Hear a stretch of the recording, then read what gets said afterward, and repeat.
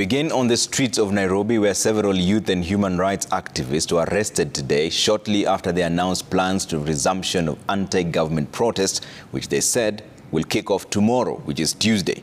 The group, comprising figures from the recent Gen Z-led protest, was confronted and arrested by the police as they attempted to stage an impromptu peaceful walk in Nairobi's central business district. And as Willy Lusige now reports, the protest planners say the new march, dubbed Katiba Day Walk, seeks to push for the release of all those abducted during the June and July protests.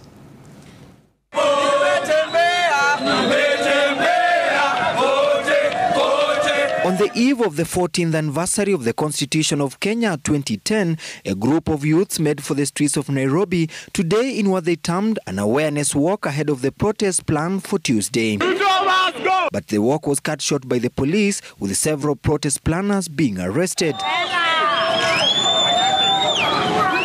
been arrested here.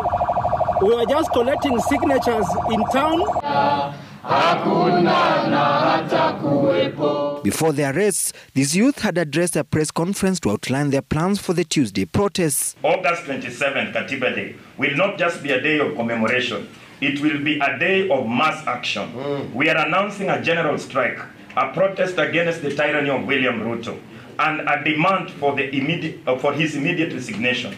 We will not rest until justice is done.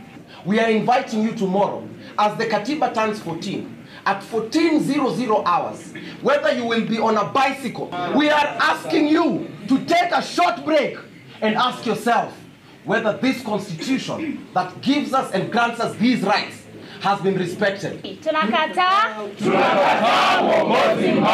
Generation Z, the People's Assembly, and 54 other revolutionary organizations say they staged protests across the country, continuing their demand for President Ruto's resignation for allegedly failing to respect the Constitution, to address corruption, youth unemployment, and the high cost of living. We cannot continue living in an active crime scene and do nothing about it.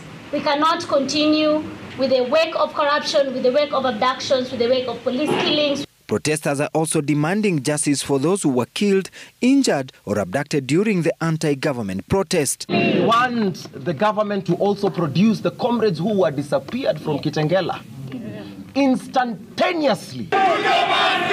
Dismissing the broad-based government as unconstitutional, protest planners say they will start collecting signatures for referendum to amend the Constitution. Those telling us to give Ruto more time should tell us time to do what?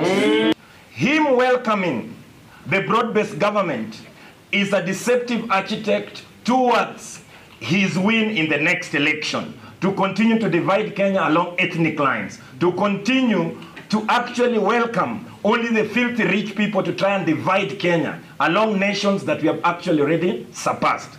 Despite the recent slowdown on anti-government protests, a section of the youth has continued to be defiant, calling on total shutdown of the country on Katiba Day. Only time will tell if indeed these protests will gain traction or not. Willy Lusige, Citizen TV, Nairobi.